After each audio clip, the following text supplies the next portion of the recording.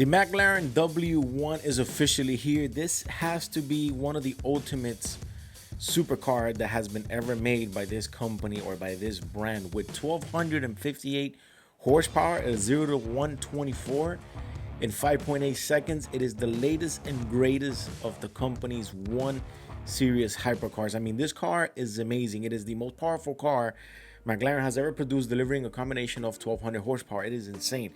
I love the interior on this car. I love this seats. This looks amazing. It has an 8-speed DCT transmission with an e-reverse. It is a twin-turbo 4.0 liter V8 hybrid. It is a beast on its own.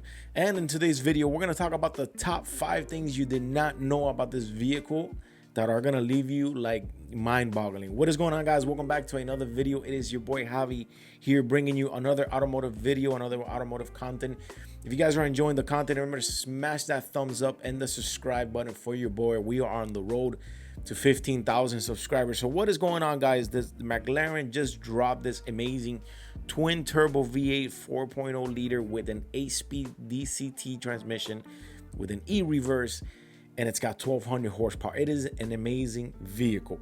Now, the top speed is somewhere around 217 miles per hour, and the quarter mile is around 9.6 seconds. It is one of a kind for sure. But we're gonna get into today's video and we're gonna be talking about the top 5 things you did not know about this vehicle, top 5 little hidden features that you didn't know, and what makes this car one of the baddest supercars ever to be made, at least by McLaren. So one of the first one is it has a 3D printed suspensions. A few automakers have been using 3D printing for a while, mostly like lightweight trim and stuff like that pieces. It's most of what you've been seeing around. But for the most recently advanced kind of 3D printing collab, which is an additive manufacturer and is being deployed for more serious safety and more like critical components, is like the Bugatti Tourbillon. The W1 features the 3D printed suspension components, and in McLaren's case, the wishbones and the uprights.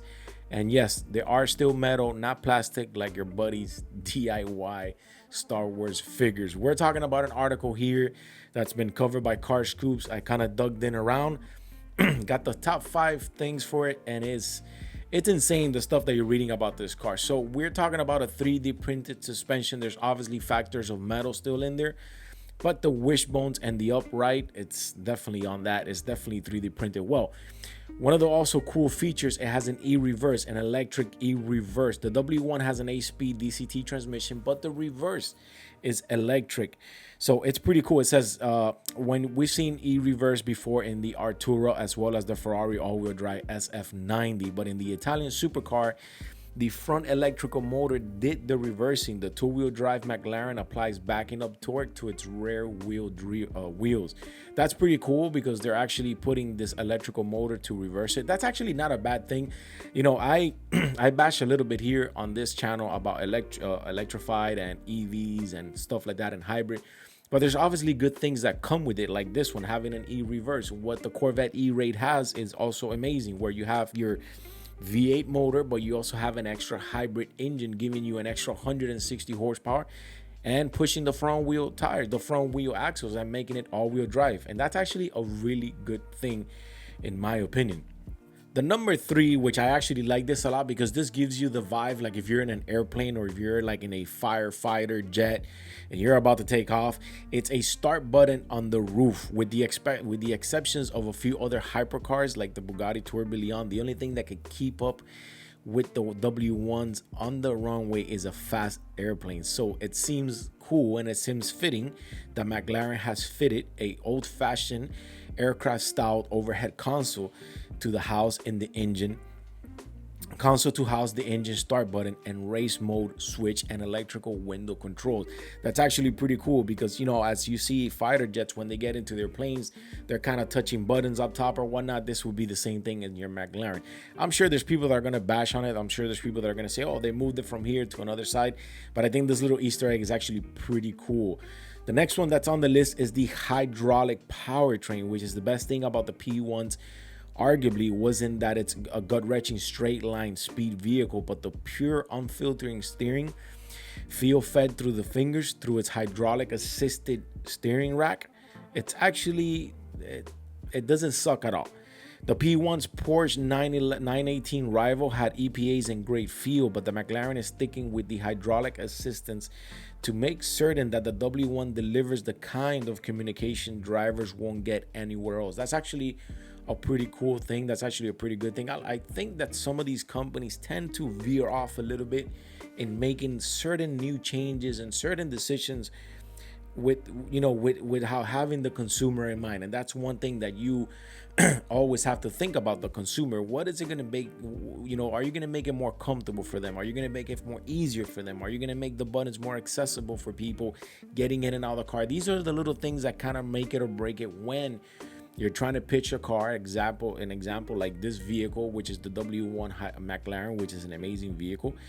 But McLaren is sticking to that. It's sticking to the hydraulic assistance and is making sure that the consumer knows it and it's well aware of what they're trying to push here with it.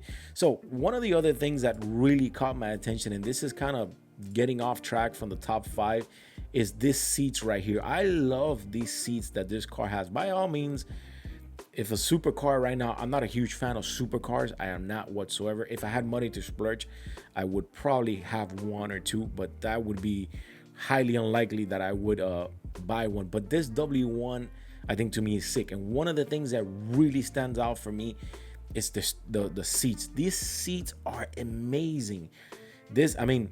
If you're thinking about comfortability, you're probably not looking at the right car, because this is a sports car. Even then, the upholsters and the holsters are probably going to hold you there pretty good. There isn't any trunk space, but there is space for a helmet, which goes to show you this is a purebred race car. But this is such a cool pattern to see in the seats, and that is, my God, that is mind-boggling. It actually covers the front of the dash. Well, if we go to this picture here, this would be number 5. There's only 2 buttons on the steering wheel. We're used to seeing a million buttons on pretty much any car, from the Toyota Corolla to the Corvette to the Yukon to any vehicle you get nowadays. There's a million buttons on the steering wheel, and there's only 2 buttons on the steering wheel. And as we can see here, one of them says Aero in blue, the other one says Boost in red. Obviously, Boost has to be in red. So in reference to the McLaren's F1 and tech, the techs are pretty much everywhere in the W1 press material, but there's only one area where designers resisted the Formula One influence,